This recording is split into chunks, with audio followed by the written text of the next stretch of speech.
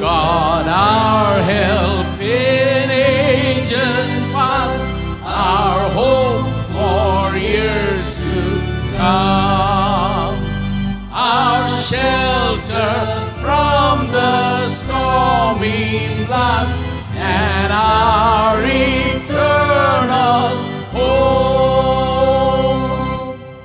Under the shadow of thy throne, still may we dwell secure.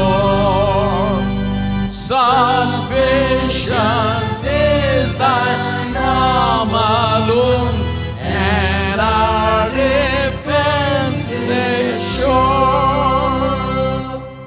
Before the hills in order stood, for earth received her frame.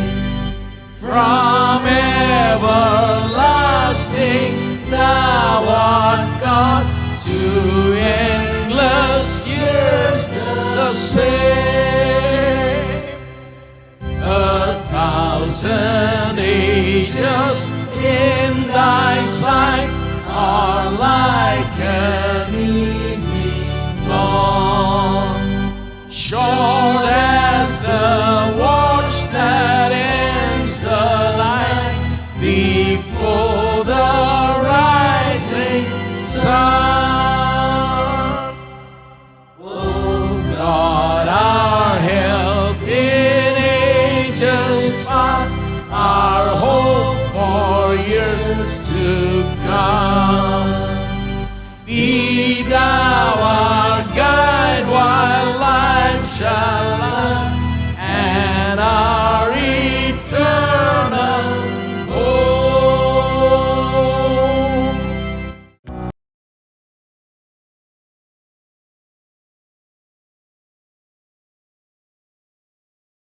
Please मेरे साथ में निकालिए Romeo अध्याय 8 वचन 14 से 17 तक। हम यहां पर पढ़ते हैं रोमियो अध्याय 8 वचन 14 से 17 तक।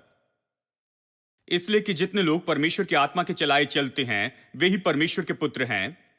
क्योंकि तुमको दासत्व की आत्मा नहीं मिली कि फिर भयभीत हो, परंतु लेपालकपन की आत्मा मिली है, जिससे हम हे अब्बा हे पिता कहकर पुकारते हैं। आत्मा आप ही हमारी आत्मा के साथ गवाही देता है कि हम परमेश्वर की संतान हैं, और यदि संतान है तो वारिस भी, वरन परमेश्वर के वारिस और मसीह के संगी वारिस हैं, कि जब हम उसके साथ दुख उठाएं तो उसके साथ महिमा भी पाएं। हम देख रहे हैं एक बहुत ही अद्भुत सत्य को पिछले कुछ हफ्तों से, और हमने इसका शीर्षक दिया है कि हम कौन हैं, हमारे पास में क्या है और हम क्या कर सकते हैं। इस शिक्षा में ऐसी बहुत सी बातें हैं, बहुत सी बातें जो हमें दी गई हैं नई वाचा में विश्वासी के नाते।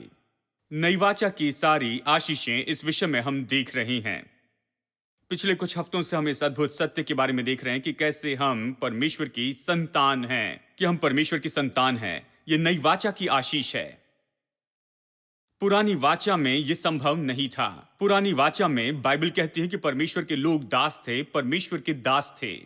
वो अच्छे लोग थे, मूसा, यहोशू, एलिया, एलिशा और वो सब महान भविष्यवक्ता, ये सब लोग वो परमेश्वर के दास थे। बाइबल बहुत से शब्दों में बताती है कि मूसा अच्छा दास था परमेश्वर के भवन में, लेकिन हम यीशु के साथ में परमेश्वर के पुत्र हैं। ये बहुत ही विशेष बात है जो नई वाचा में हुआ है, इसलिए खास करके हमें देखना है, इस बात को समझना है। हमें इस बात को समझना है कि हम परमेश्वर के पुत्र हैं, सामान्य रूप में उसकी संतान हैं। क्योंकि यदि संतान है तो फिर यह कहता है वारिस भी, परमेश्वर के वारिस और मसीह के संगी वारिस हैं। इसका मतलब यदि हम संतान हैं तो निश्चय यहां पर कुछ बातें हैं, ये कि हमें क्या दिया गया है। यदि संतान तो वारिस भी, मसीह के संगी वारिस। कुछ समय बाद इसके बारे में चर्चा करेंगे। पहले इस बात को देख ले कि हम सच में संतान हैं, और यह अद्भुत वचन है जो हमें बताता है पुत्रत्व के सच्चाई के बारे में कि हम परमेश्वर की संतान हैं। रोमियो 8 14 से 17 तक ये वचन सुंदर तरीके से बताता है।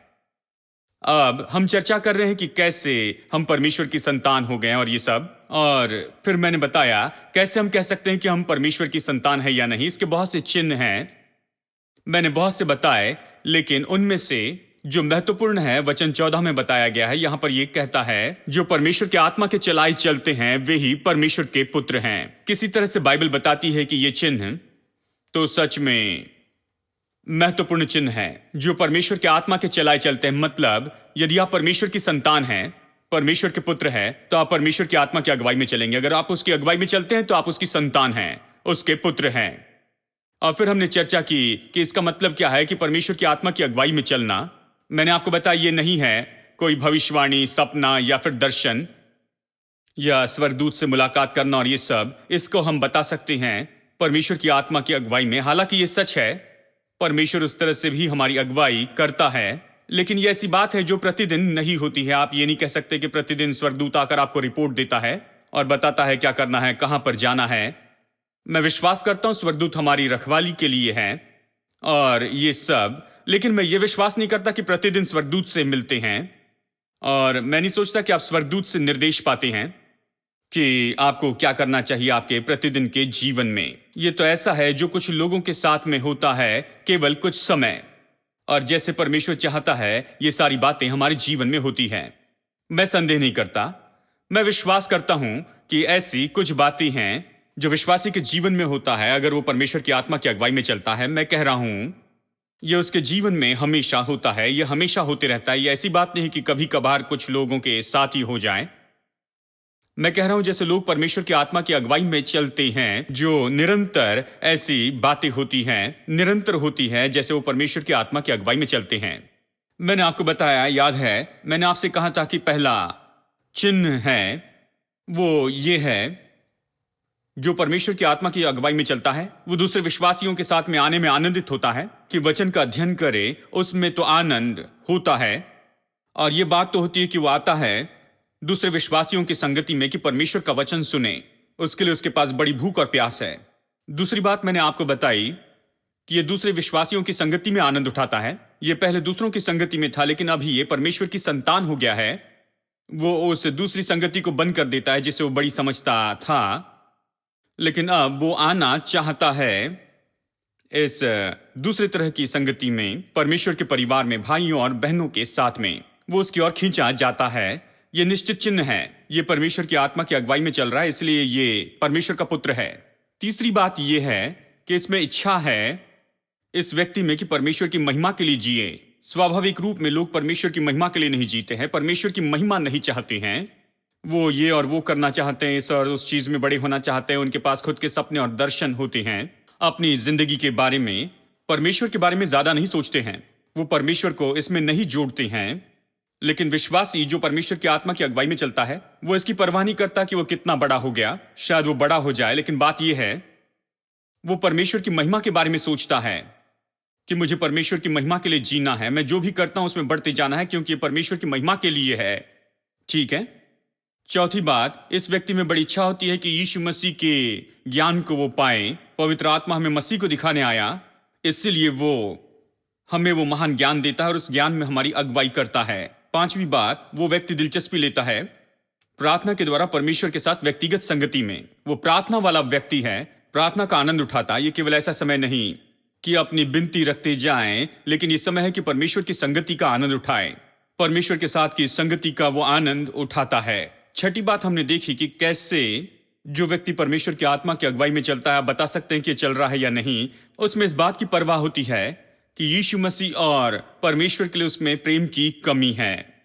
जब वो इसे खुद में देखता है, हम परमेश्वर से प्रेम करते हैं, लेकिन कई समय होता है, जानते हैं, जब सब मुश्किल होता है, हमारे सामने समस्या होती है, हम समस्याओं से घिरे होते हैं, प्रार्थना करके बाइबल भी नहीं पढ़ सकते हैं, जानते हैं, पहले जैसे आत्मिक जीवन को नहीं जी पाते हैं, और ऐसे समय अविश्वासी को कुछ महसूस नहीं होता है। देखिए, कोई भी या अविश्वासी या ऐसा व्यक्ति जो नया जन्म नहीं पाया है, वो बस ऐसे चर्च में जाता है धार्मिक रूप में, विधि के रूप में, वो कुछ बुरा महसूस नहीं करता है। लेकिन सच्चा विश्वासी, नया जन्म पाया विश्वासी महसूस करता है कि परमेश्वर के लिए उसका जो प्रेम है वो घट रहा है, वो उसे सही करना चाहता है, वो सही करना चाहता है, वो महसूस करता है अपने जीवन पर उसके प्रभाव को। वो एक सच्चा विश्वासी है। सातवीं बात मैंने बताई, पाप के लिए इसकी प्रतिक्रिया आपको बताएगी कि यह आत्मा की अगुवाई में चलता है या नहीं। पाप के लिए उसकी प्रतिक्रिया होगी कि उसने केवल परमेश्वर के ही विरुद्ध में पाप किया है, लोगों के विरुद्ध में नहीं, लेकिन परमेश्वर के विरुद्ध में। सबसे पहले पाप तो परमेश्वर के विरुद्ध में, लोगों के विरुद्ध में कुछ किया होगा, लेकिन यह दूसरी बात है। पाप करते हैं तो परमेश्वर के विरुद्ध में पाप करते हैं। वो इस तरह से प्रतिक्रिया करता है, देखता है इस कारण परमेश्वर के साथ में मेरा जो संबंध है उसमें कितना नुकसान हुआ। मैंने प्रभु के साथ क्या किया, परमेश्वर ने मुझसे प्रेम किया, मुझे उद्धार दिया, मेरे लिए किया, मैंने उसके लिए क्या किया है, मैंने क्या किया, मैंने कैसा व्यवहार किया, जानते हैं, उसके साथ के संबंध में मैंने कैसे उसे ठोकर पहुंचाई है। वो इस तरह से सोचने लगता है। आठवीं बात, और चलिए मैं इसमें और भी 2 या 3 बातें जोड़ना चाहता हूं। आठवीं बात यह है, वो पाप, बुराई और परीक्षा के हर एक बात के लिए अपनी सचेतता बढ़ाते चली जाता है। जैसे पाप, बुराई और परीक्षा आती है, यहां तक कि जब उसके पास में वो आती है, क्योंकि उसने इनके विरुद्ध में अपने आप को सावधान रखना सीखा है, वो जानता है शरीर के खिंचाव को, वो जानता है कि ये कैसे उसे खींचती है, वो जानता है कैसे पाप और परीक्षा आती है। यहां तक कि जैसे वो सब आती है, वो उसके बारे में सचेत है और वो तैयार होता है कि इससे निपटे और इसका अच्छे से विरोध करे, इसलिए प्रभावी रूप में इसका विरोध करता है। सच्चा विश्वासी ऐसे ही होता है। वो इस बात की राह नहीं देखता है कि पाप आके दरवाजा खटखटाता है, भीतर आता है, इसे पकड़ लेता है, नहीं। वो जानता है, वो तैयार है, वो जानता है, दूर से उसे समझ सकता है, उसे आते देखता है, वो तैयार होता है, उसने परीक्षा को आते हुए देखा, उससे निपटने के लिए तैयार होता है। नवीं बात है कि वो धार्मिकता और पवित्रता की इच्छा रखता है। उसमें धार्मिकता और पवित्रता के लिए बड़ी इच्छा होती है कि वो सही जीते जाएं और ये सब कि परमेश्वर के सामने सही काम करें। 10वीं बात, वो चाहता है और वो जानता है कि किस तरह की बातें अच्छी हैं और कौन सी बातें उसके लिए अच्छी नहीं हैं, खास करके कौन सी बातें उसके लिए अच्छी नहीं हैं और कैसे उनसे वो दूर रह सकता है। किस तरह के शो से उसे दूर रहना चाहिए, किस तरह की किताबों से दूर रहना चाहिए, किस तरह के प्रभाव से उसे दूर रहना चाहिए। वो जानता है ये मेरे लिए अच्छा नहीं है। वो समझता है वो सामान्य मनुष्य के जैसा नहीं है। कुछ लोग कहते हैं ये टीवी पर आया और मैंने देख लिया, टीवी पर आया इसलिए इसे देखना जरूरी नहीं है, इसलिए उन्होंने रिमोट कंट्रोल दिया है। देखिए, 1 इंच भी हटना नहीं है कि उसे बदले। आप इसे बदल सकते हैं कि इसे आप नियंत्रण में रखें। वो आ रहा है इसलिए हमें देखने की जरूरत नहीं, हम जो देखना चाहते वो देख सकते हैं।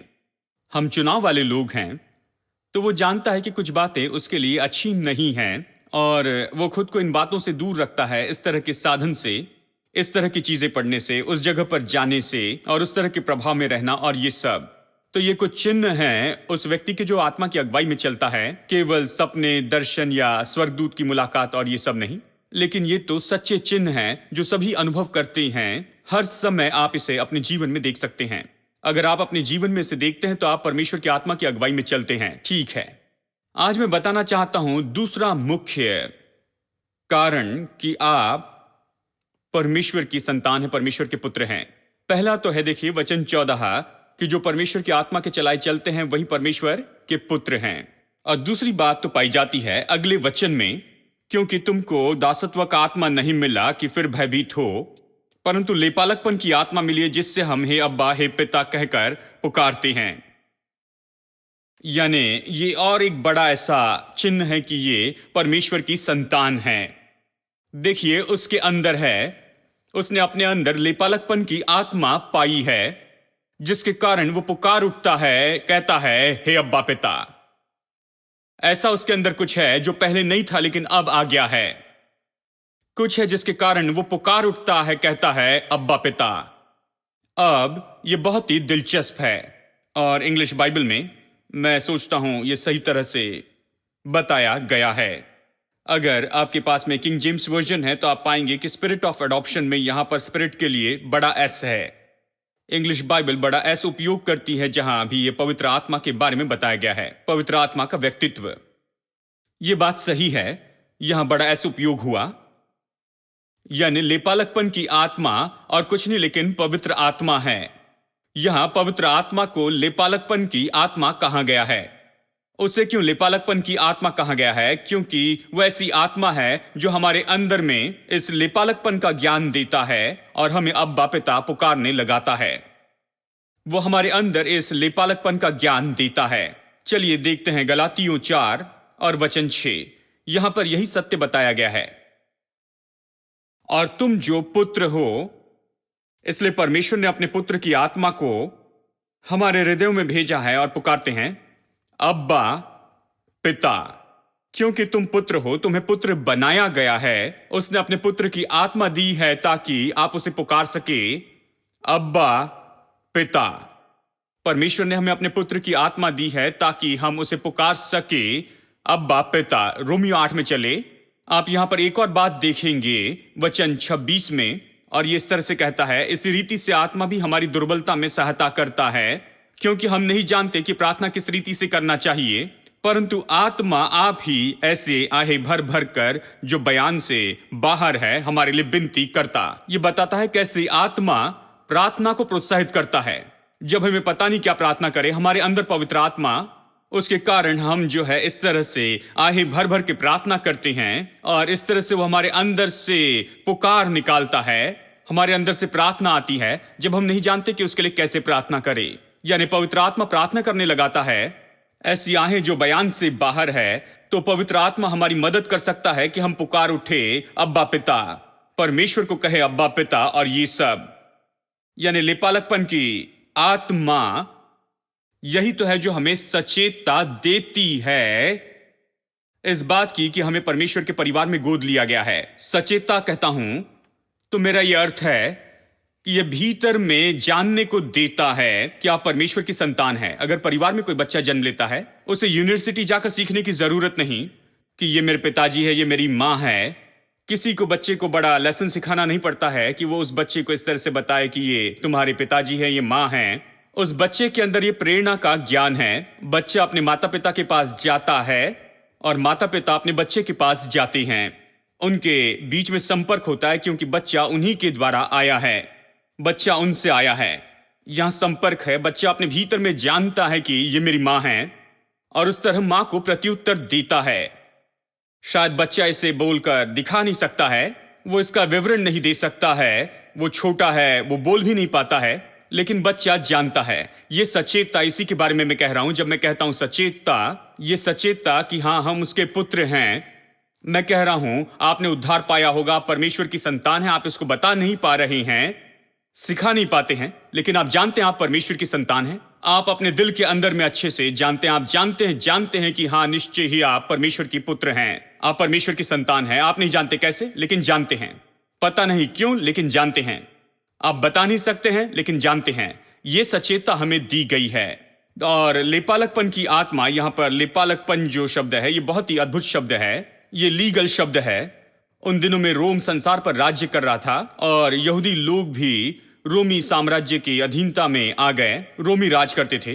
रोमी कानून वहां पर उपयोग हुए इन सभी नागरिकों के लिए जो वहां पर रोमी साम्राज्य में उनके तले जी रहे थे। और रोमी साम्राज्य के समय जो कानून थे वो तो बहुत विवरण देने वाले और अच्छे से बनाए गए थे। वो तो सभी बातों के बारे में लीगल थे, खास करके गोद लेने के लिए इस मामले में बहुत सटीक थे। ये मुझे चौंका देता है कि उस समय, उन दिनों में वो इस तरह से इतना जानते थे कि जब कोई व्यक्ति किसी बच्चे को गोद लेता है, ये एक लीगल प्रोसीजर है जिससे ये जो पेपर है दिए जाते हैं केवल उस व्यक्ति को ही नहीं जो बच्चे को गोद लेता है, लेकिन गोद लिए बच्चे को भी पेपर दिए जाते हैं कि इस परिवार में उसे गोद लिया गया है। क्या यह अद्भुत नहीं? इसलिए बच्चे को वहां पर कल खड़े रहकर पलक झपकना नहीं है यदि उसे घर से अचानक निकाल दिया जाए तो, क्योंकि माता पिता जानते हैं इसे गोद लिया गया है, लेकिन ये अच्छा नहीं है। कई बार वो उसे किसी भी समय निकाल सकते हैं, लेकिन उस बच्चे के अधिकार होते हैं, उसके पास कुछ सौभाग्य हैं, उसे लीगल रूप में लिया गया है, इसलिए उसके पास उस परिवार में अधिकार है, उसके पास अधिकार और सौभाग्य है, और उसे डॉक्यूमेंट भी दिया गया है कि ये दिखाएं कि इस परिवार में उसके ये अधिकार, ये सौभाग्य है, और वो इस परिवार का ही है। जो गोद लेता है केवल उसे ही पेपर नहीं मिलते हैं, लेकिन जिसे गोद लिया गया उसे भी पेपर मिलते हैं। इन दिनों में देखिए, आज भी भारत में बहुत से लोग बिना पेपर से गोद लेते हैं। जरा कल्पना कीजिए, जब कुछ होता है तो अचानक आप बड़ी मुश्किल में फंस जाते हैं। आपके पास कोई पेपर्स नहीं है कि यह आपका बच्चा है और आप कोई भी दावा नहीं कर सकते हैं, और बच्चे के पास भी कोई दावा करने के लिए परिवार में कुछ नहीं है। वो भी ये नहीं कह सकता कि मैं इस परिवार का हूं और मैं इस परिवार में इस तरह से जुड़ा हूं। जानते हैं, इससे दोनों बहुत मुश्किल परिस्थिति में फंसते हैं। लेकिन रोमी कानून ने अद्भुत तरीके से इसे बनाया है, जहां गोद लेने वाला और जिसे गोद दिया गया है दोनों को पेपर्स मिलते हैं। इसलिए जब पौलुस लिखता है कि लेपालकपन की आत्मा जिससे हम पुकारते हैं अब्बा पिता, उस समय जो विश्वासी रोमी साम्राज्य में रहते थे समझते थे इसका मतलब क्या है। इसका मतलब था कि गोद लेने पर पेपर्स मिलते हैं। केवल गोद लेने वाले को ही पेपर नहीं मिलते हैं, जिसे गोद लिया गया है उसे भी पेपर मिलते हैं। पौलुस इस सिद्धांत का उपयोग करता है आत्मिक रूप में। कहता है परमेश्वर ने अपने परिवार में हमें बेटे और बेटी के रूप में गोद लिया है और हमारे पास पेपर है। वो पेपर क्या है, वो डॉक्यूमेंट क्या है, ये नैतिक सबूत क्या है कि हम परमेश्वर के बेटे और बेटियां हैं। ये लीगल सबूत है कि पवित्र आत्मा जिसके कारण हम अब्बा पिता कहते हैं वो हमारे अंदर है। ये लीगल बात है, ये लीगल डॉक्यूमेंट है। देखिए, हमारे अंदर में ये तो कुछ बनाया गया है जो हमें बताता है, हमें सबूत देता है कि हम परमेश्वर के परिवार के हैं और हम सच में परमेश्वर की संतान हैं। आमीन। देखिए, इसके बारे में अभी मैं बताऊंगा। जानते हैं आप कैसे होते हैं? अगर आप में लेपालकपन की आत्मा है तो आप कह सकते हैं कि लेपालकपन की आत्मा वहां पर है, और मैं बताऊंगा लेपालकपन की आत्मा के वहां पर रहकर काम करने के चिन्ह हैं जिससे आप अब्बा पिता कहकर पुकारते हैं। यह बहुत महत्वपूर्ण है क्योंकि यही आपका सर्टिफिकेट है, यह आपका लीगल डॉक्यूमेंट है, यह आपका सबूत है कि आप सच में परमेश्वर के पुत्र और पुत्रियां हैं। बाइबल बहुत ही सुंदर है। देखिए, जब पौलुस ने इसे लिखा, मैं विश्वास करता हूं वैसे अच्छी तरह से समझ गए। वो समझ गए कि हम में लेपालकपन की आत्मा है जिसके कारण हम पुकारते हैं अब्बा पिता। मतलब ये सबूत काफी है। आप जानते हैं आप प्रभु की संतान हैं। कैसे जानते हैं? इसके पेपर्स कहां पर हैं? रोमी साम्राज्य में ऐसे बच्चे के पास पेपर थे कि वो सच में इस परिवार की संतान है। आपके पास कौन से पेपर हैं? ये आपके अंदर में है, पवित्र आत्मा जिसके कारण आप पुकारते हैं अब्बा पिता। अभी आप इसे समझे। कुछ लोग इसे समझ रहे हैं। यह अद्भुत बात है। अगर आप सच में इस पर सोचे, ये तो सच में बहुत अद्भुत बात है। तो परमेश्वर ने हमें गोद लिया है, यह लीगल बात है। चाहता है हम जान ले कि गोद लिया है, और वो चाहता है कि हम देखें कि हमारा स्तर क्या है, परमेश्वर के परिवार में हमारी कौन सी जगह है। और इस उद्देश्य के लिए उसने हमें लेपालकपन की आत्मा दी है जिससे हम पुकारते हैं अब्बा पिता। लेपालकपन की आत्मा लीगल डॉक्यूमेंट जैसे काम करती है। ये आत्मिक है लेकिन ये लीगल डॉक्यूमेंट है। His morning awaits the dawn. Morning awaits creation's song. As with the rising sun, hope comes alive to carry on. The light of life is shining on. The dark of night can overcome. The light of life that burns so bright can take the wrong and make it right, make it right.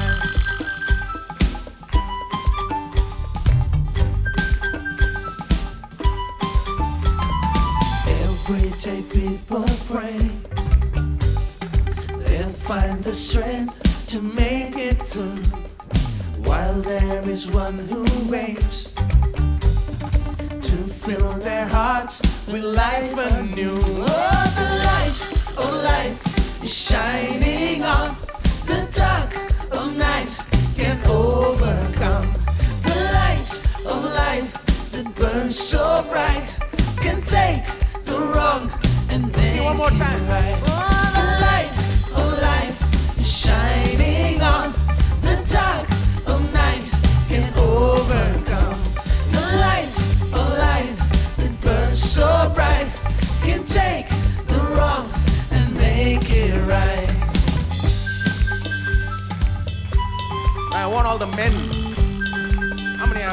How many men do we have in the house? All you men, all right? Only the men sing. We want to hear that bassy voice, all right? The light of life is shining on. The dark of night can hold. Everybody, come on, men. The light of life can burn so bright, can take the wrong and make it right. all the ladies, right? I think you can surely beat the men here. The light of life is shining on the dark of night, can overcome. The light of life that burns so bright can take the wrong. Everybody join in. Oh, the light of life is shining on the dark of night, can overcome. The light of life that burns so bright can take the wrong and make it right. Oh, the light of life is shining on the dark of night, can overcome. The light of life that burns so bright can take the wrong. One more time. Right. Oh, the light of life is shining on the dark of night, can overcome. The light of life is Jesus Christ. Come lift your praise and worship Him.